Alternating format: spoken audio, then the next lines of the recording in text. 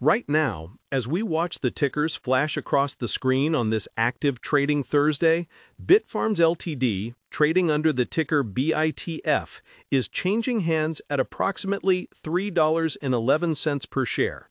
The intraday action we are seeing is choppy, reflecting a broader hesitation in the cryptocurrency mining sector as Bitcoin itself battles to reclaim higher support levels, currently hovering in the low $84,000 range. If you are watching this on your Fidelity mobile app or tracking the depth on your Interactive Brokers trading platform, you will notice that the bid-ask spreads are tightening, but the selling pressure is palpable. The stock is currently down roughly 1.2% to 2% from the previous close, depending on the exact second you refresh your quote. It is a red day on the surface, a day where the casual observer sees a falling chart and assumes the story is simply Bitcoin is down, so the miner is down. That is the expectation. That is the lazy narrative that dominates the chat rooms on Robinhood stock trading forums and the headlines of mainstream financial news. But the reality, the deeper structural reality of what is happening with Bitfarms is far more complex and arguably much more bullish than a simple correlation with spot Bitcoin prices would suggest. While the market is punishing the stock for short-term crypto volatility, the company is quietly executing one of the most aggressive infrastructure pivots we have seen in the last decade, effectively transforming itself from a commodity producer into a critical backbone for the artificial intelligence boom. The expectation is that you're buying a Bitcoin proxy. The reality is that you might be buying a discounted AI infrastructure play that the market has not yet properly re-rated. To understand why this disconnect exists, we have to look past the red candle on your screen today and look at the volume and the institutional positioning. When you log into your Schwab Intelligent Portfolios or check the analyst ratings on SoFi Invest, you often see a lag in how these companies are categorized. Bitfarms is still largely categorized as a crypto miner. However, the smart money, the institutional flows we track, is beginning to treat it differently. The recent price action, hovering around this $3.10 to $3.15 level, represents a battleground between retail investors who are panicking over Bitcoin's dip from $90,000 and longer-term accumulators who see the value in Bitfarms power contracts. We are seeing significant support forming around the $3 mark, a psychological floor that has held up through previous corrections. If you are using a platform like Thinkorswim or the advanced charting tools on Interactive Brokers, pull up the volume profile for the last 2 weeks. You will see that despite the downward drift in price, the accumulation volume on down days has been curiously high. This suggests absorption.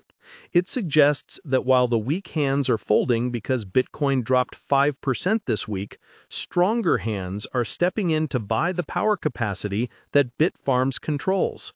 Let's address the elephant in the room immediately: the earnings and the financials that were reported in mid-November 2025 for the third quarter of 2025. This is where the tension between expectation and reality is most acute. The company reported revenue of roughly $69 million, which was a massive 156% increase year over year. On the surface, that sounds spectacular, but if you dig into the 10Q filings, which you can easily access through your Fidelity brokerage account or even on the Robinhood app, you see that they missed revenue estimates by about 16%. The net loss widened to $46 million. This is the number the bears are latching onto.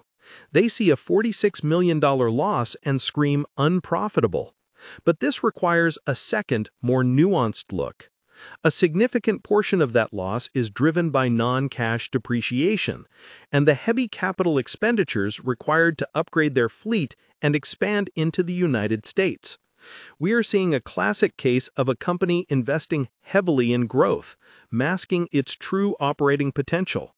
The adjusted EBITDA came in at $20 million, or 28% of revenue. This is positive. This means the core operations are generating cash flow, before we account for the accounting treatments of their massive hardware investments. When you compare this to some of their peers who are bleeding cash from operations, Bitfarms looks significantly more disciplined. The narrative shift that most investors are missing is the aggressive U.S. pivot. Throughout 2024 and 2025, Bitfarms has systematically reduced its geopolitical risk. They sold their Yguazu facility in Paraguay to Hive Digital Technologies earlier this year, a move that many criticized at the time as shrinking. But look at what they did with that capital.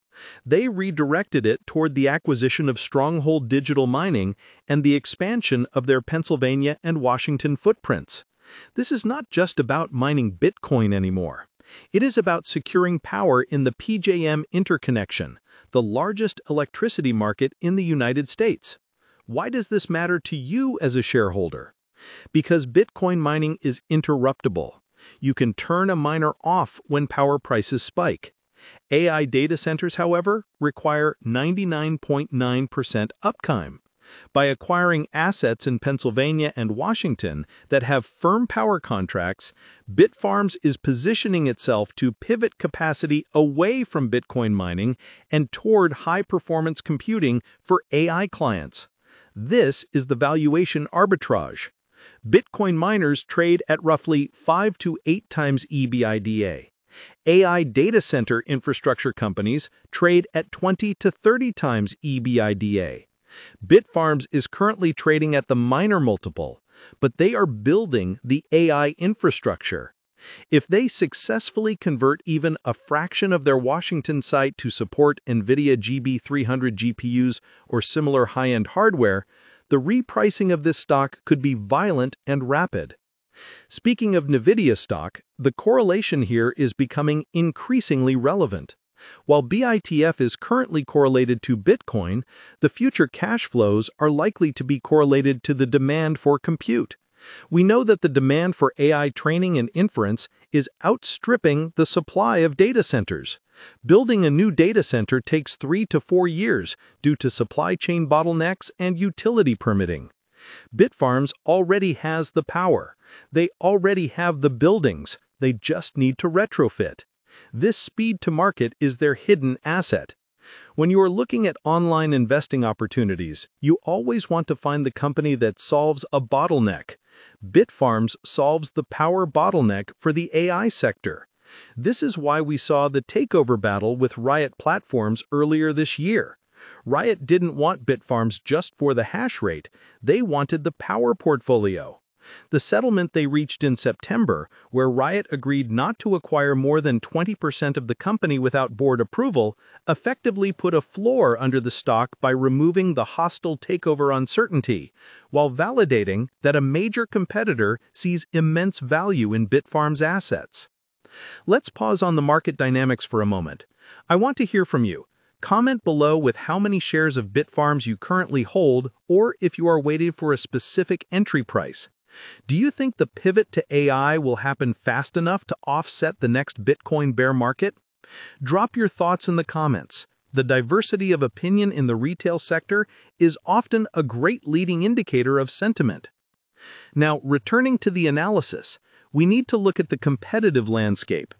If you are evaluating this stock within a Fidelity Wealth Management portfolio or a SoFi Active Investing account, you are likely comparing it to Marathon Digital, MARA, CleanSpark, CLSK, and perhaps Core Scientific. Marathon is the behemoth, holding a massive treasury of Bitcoin. Their stock moves almost exclusively with the Bitcoin price because they are effectively a Bitcoin ETF with a power bill. CleanSpark is the efficiency king, known for execution. Bitfarms sits in a unique middle ground. They are smaller than Marathon, which gives them more room for percentage growth, but they are more diversified geographically and operationally than many smaller miners. The acquisition of Stronghold Digital Mining was a pivotal moment that the market has arguably underappreciated. By closing that deal, Bitfarms integrated fully vertical operations in Pennsylvania.